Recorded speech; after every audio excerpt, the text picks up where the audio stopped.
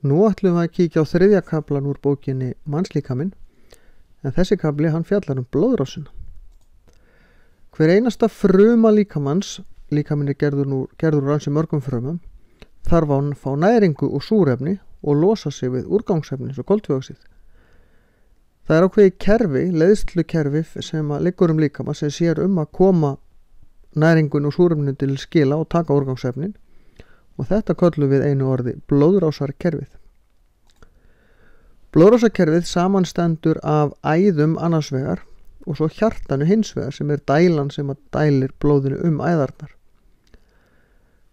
Blóði fer í raun slagæðar frá hjartanu út til líkamanns, fer þar í gegnum háræðar þar sem næringarefnin og súrefni fara úr blóðinu og hitt kemur tilbaka, úrgangsefnin, og svo fer blóðið tilbaka bláæðar. Við skoðum þessar æðar aðeins betur á eftir. Blóðrásin skiptist í 2 hringrásir. Við kallum þær litlu og stóru hringrásina, en hægri hlið hjartans, og þá erum við að miða við eins og það í þeim sem við erum að skoða hjartað í, dælir blóðið til lungnana. Þá fer blóðið hjartaslag, lungnaslagæðina frá hjartanu til lungnana, tekur þar upp súrefni, kemur svo súrefnisríkt tilbaka lungna bláæðina aftur til hjartans, þá kemur það inn í vinstri hliðina og fer þaðan út ósæðina sem staðista slagæð líkamanns og út allan líkamann. Á þessari mynd eingöngu sýnt hvernig blóðið fer hérna niður í fót og upp í heila, en í raun liggur þetta út allan líkamann. Stóra hringrásin sér að dæla blóði út til allra líkamsparta, en þeir sem þurfa mikið blóð eru til dæmis smáþarmarnir, þar sem við tökum upp næringarefnin eins og við lærðum í síðasta kafla.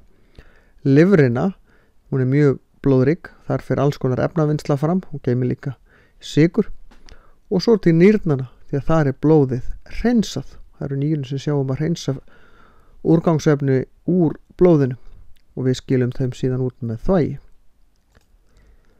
Blóðflæði til mismunandi líkamspart misjafnt. Ef við erum að spila fótbolta, að þá þurfum við mun meira blóð til vöðvana heldur en ef við setjum og klópum á sjónvarpið.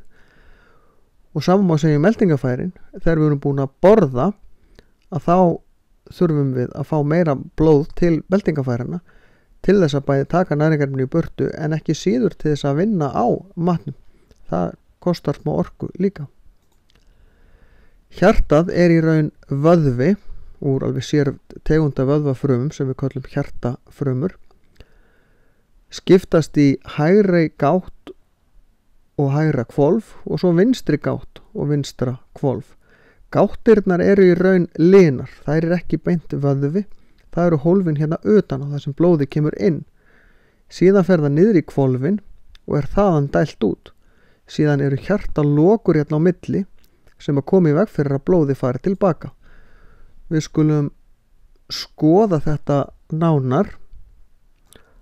Sjáðu hérna. Nú ætlum ég að hægja svolítið á þessu. Þessir hvítu bólur hérna, búntar, sín okkur blóðstreymi. Við skulum skoða ekki, hérna kemur það inn. Síðan sogast það hérna niður, því að þegar blóði dælir, skulum við að byrja hérna, þegar blóði dælist hérna út, að þá fer blóð úr, en svo þegar hjartað dregst í sundur aftur, þá sogast blóð hérna niður. Og það eru lokur hér og hér sem að virka eins og einstefnulokar.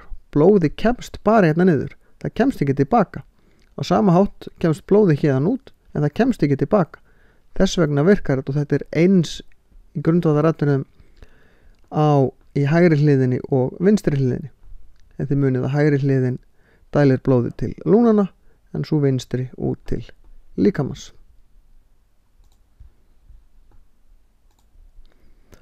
Við getum hlustað á hjartsláttinn með hlustunarpípu, en við erum í raun að hlusta á hjartalokurnar smella. Þess vegna ef að læknar heyri eitthvað skrítin hljóð, þá getur það verið merki eitthvað svona hjartagalla eða eitthvað galla í lokunum, og þá þarf stundum að fara í aðgerð til þess að laga það. Við getum líka fundið hvað hjartað slær hratt, einfaldlega með því að mæla púls. því að slagæðarnar þær dragast saman með sama hraða og hjartað. En hjartað er vöðvi sem að þarf mikla næringu og mikið súrefni því það slægir stöðugt allan sólarhringinn, og það eru sér æðar utan á hjartanu sem sjá að næra hjartað, láta það fá næringu og súrefni, og þessar æðar kallast kransæðar. Þegar við kannski tala kransæðar stíplu þá er komin skemmd í þessar æðar og þá virkar hjartað ekki rétt því að það fær ekki næringu eða súrefni. Blóðrásarkerfið þarf að vera undir ákveðnum þrýstingi og þetta köllum við blóðþrýsting, og hann stjórnast af því hver hjartað slær hratt, hversu miklu hjartað er að dæla í hverju slægi og hvort það sé viðnám í æðunum, hvort það sé komin einhver kölkun innan á æðarnar eða einhver efni fann að safnast upp.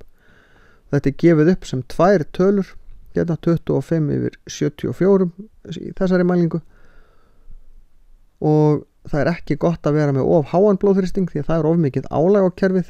Það er heldur ekki gott að vera með of lágan blóðþrýsting því þá geta mikilvæg líffæri ekki verið að fá nóg blóð. Það þarf að vera á ákveðnu bili. Slagæðarnar liggja frá hjartan út líkamann og slagæðarnar eru vöðvaríkar æðar.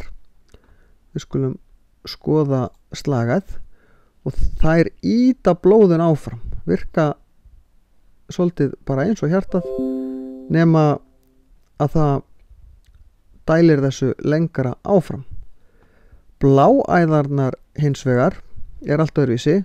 Þær liggja frá líffærunum til líkamanns, til hjartans aftur segi ég. Þær virka allt öðruvísi. Það eru ekki vöðvar innan á bláæðunum. Heldur er það vöðvakerfi líkamanns sem að stjórnar þeim.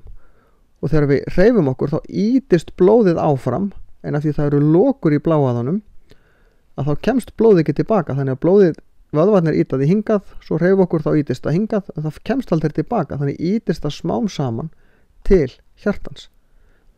Þannig að bláæðarnir eru miklu grennri og allar æðar sem við sjáum til dæmis í húðinni, til dæmis við horfum á handabækið á okkur, þá sjáum við stundum æðar. Þetta eru allt saman bláæðar, ekki slagæðar. Á milli slagæðan og bláæðana eru síðan háræðar. Þær eru ofboðslega grannar æðar. Hérna sjáum þið smásjármynd af háræð, hérna bláað sjáum hvað hún er þunn og svo slagæð, hún er miklu þykkari. En í háræðunum fara næringarefnin út í blóðið og súrefni, en koltvísýringur og önnur úrgangsefni koma tilbaka.